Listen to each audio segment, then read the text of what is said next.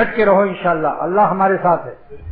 آج ہی اپنی لڑکیوں کو مخلوط تعلیم سے نکال لو، رشتہ اللہ کی رحمت سے ملے گا اچھا، ورنہ جوتے مارنے والے ملیں گے۔ سن لو اس کو، بہت تعلیم یافتہ جو سوچتے ہو امریکہ کی ڈگریاں اور امریکہ کا گرین کارڈ مل جائے، ایسے ایسے قصائی بیٹھے ہوئے ہیں کہ میرے پاس خطوط آ رہے ہیں کہ یہ دوسری کرسچین لڑکیوں کے ساتھ رہتا ہے اور میرے حقوق میں نالائق ہے۔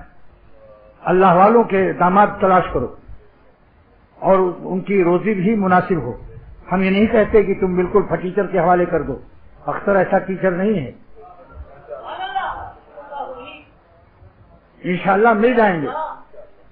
آپ تلاش کریں گے تو بہت سے مالدار داڑھی والے نیک بندے ہیں جو تلاش کر رہے ہیں کہ اسکول کا منہ اور کالج کا منہ نہ دیکھا ہو، وہ لڑکی ہمیں چاہیے۔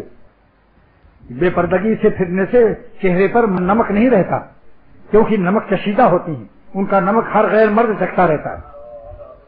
تو جس کا چہرہ نمک نہ چشیدہ ہو اور جس کا چہرہ نمک چشیدہ ہو،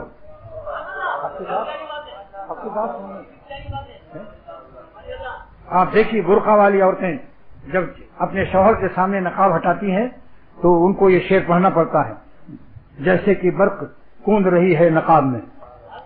بتاؤ، کالے بادل سے جب چاند نکلتا ہے تو زیادہ لائٹ مارتا ہے یا نہیں؟ اپنی بیویوں کو برقع پہناؤ ورنہ باہر نہ نکلنے دو، اللہ کو راضی کرو۔ پہلے ہم لوگ جب ہندوستان میں تھے تو ہندو شریف جو ہوتے تھے ذرا قوم کے لحاظ سے، آخرت کے لحاظ سے نہیں، قومی لحاظ سے، تو وہ لوگ بھی اپنی بیویوں کو کہتے تھے کہ ذرا دیکھو چہرہ کسی کو مت دکھانا، نقاب تو نہ پہنے تو کم سے کم وہ اپنی ساڑی سے اپنا چہرہ چھپائے رہتی۔ ڈاکٹر عبدالحی صاحب رحمۃ اللہ علیہ نے مجھے بتایا کہ جونپور میں ایک عورت نے عدالت میں جانے سے انکار کر دیا کہ جائیداد ملے یا نہ ملے، لیکن ہم عدالت میں غیر محرم سے جج سے بات نہیں کریں گے۔ لیکن وہی عورت یہاں جب پاکستان کی ہوا لگی تو صدر میں بے نقاب تھی۔ یہ ہے ماحول کا اثر اور یہ دولت کا اثر ہے۔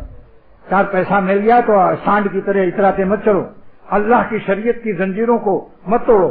مولانا رومی فرماتے ہیں کہ اے دنیا والوں سن لو، اگر 200 زنجیریں لاؤ گے تو میں توڑ دوں گا، لیکن اللہ کی شریعت و محبت کی زنجیر وہ میرا زیب و زینت ہے۔